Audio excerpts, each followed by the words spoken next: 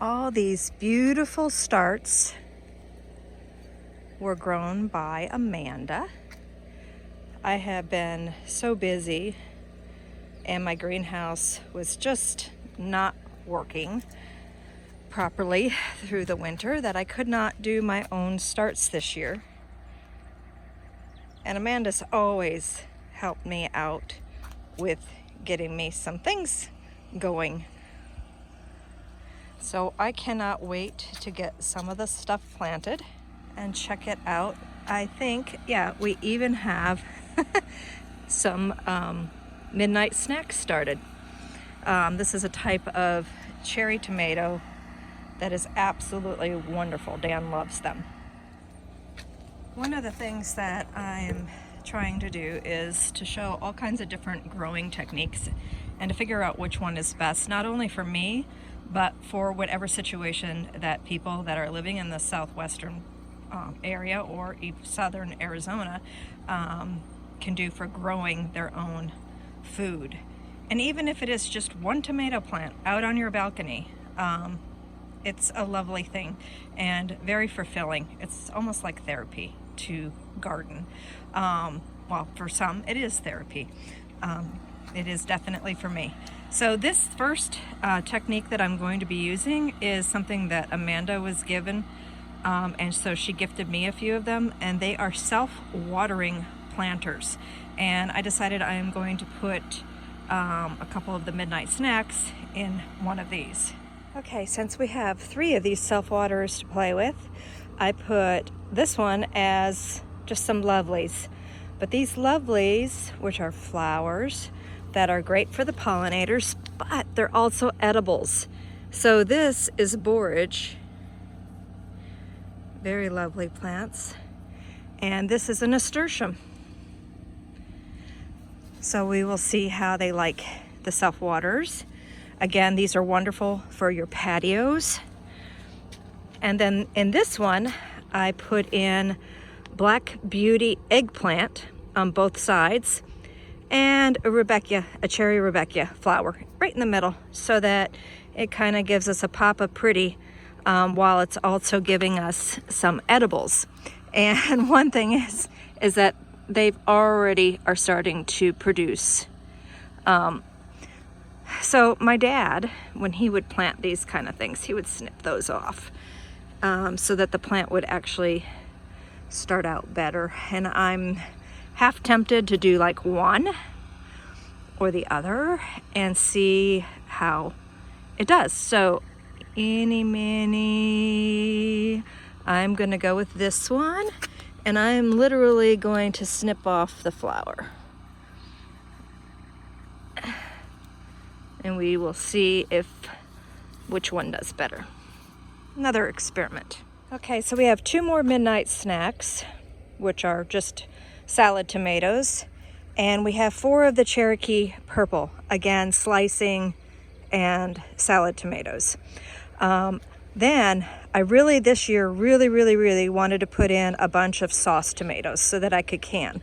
So all of these in the center are Romas, and these 2 lovelies here are super sauce that we will be experimenting with. The next method is a direct sow, or not sow, but a direct plant into my soil that is already here with no-till.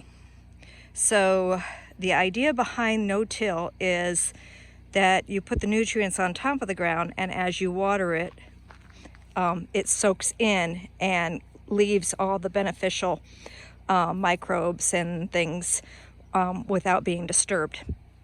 So as you can see, I have flooding spots on both sides, and then we'll be adding things to the top while we water.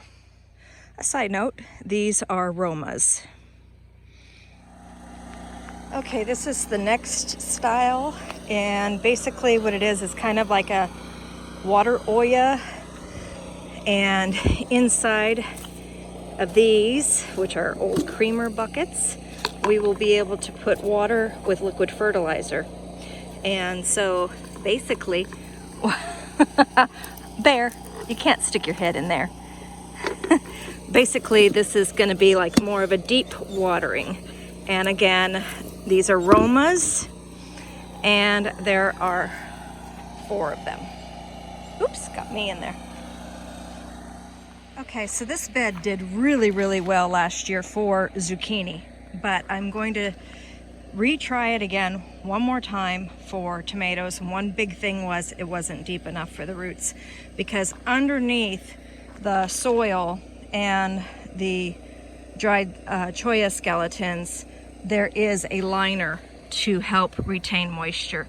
And I think that it blocked the roots from going as deep as the tomatoes really needed to go. So what we're going to do is build this up one more layer and then fill it with more soil. And the Midnight Snacks and the Cherokee Purples are going to go into here. So this bed will be strictly for my salad tomatoes.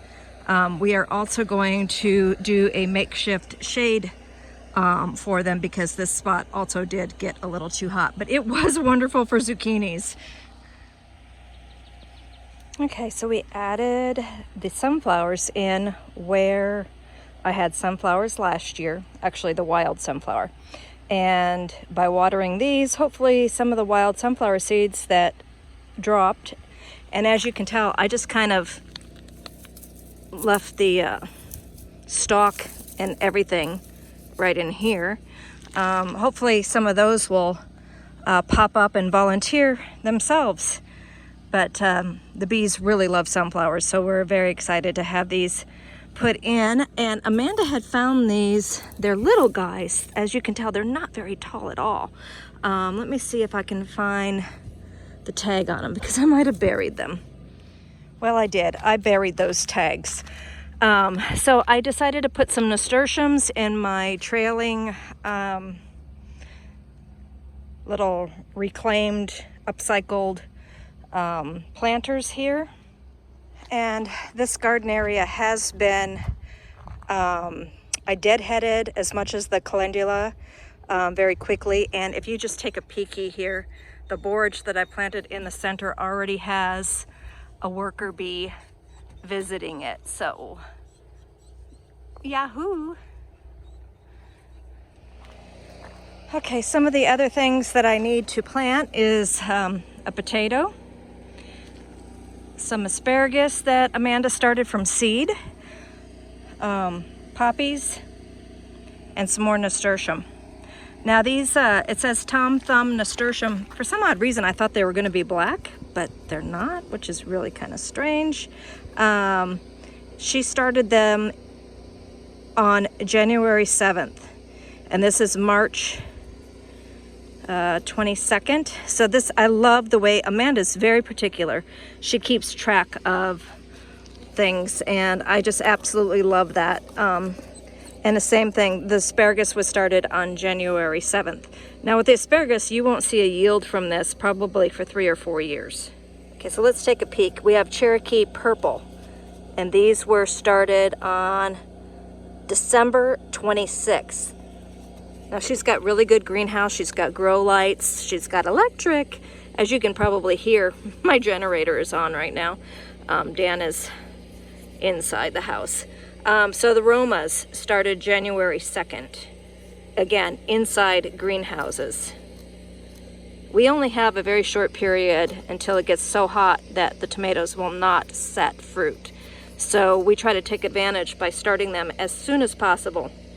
Again, January 2nd, super sauce.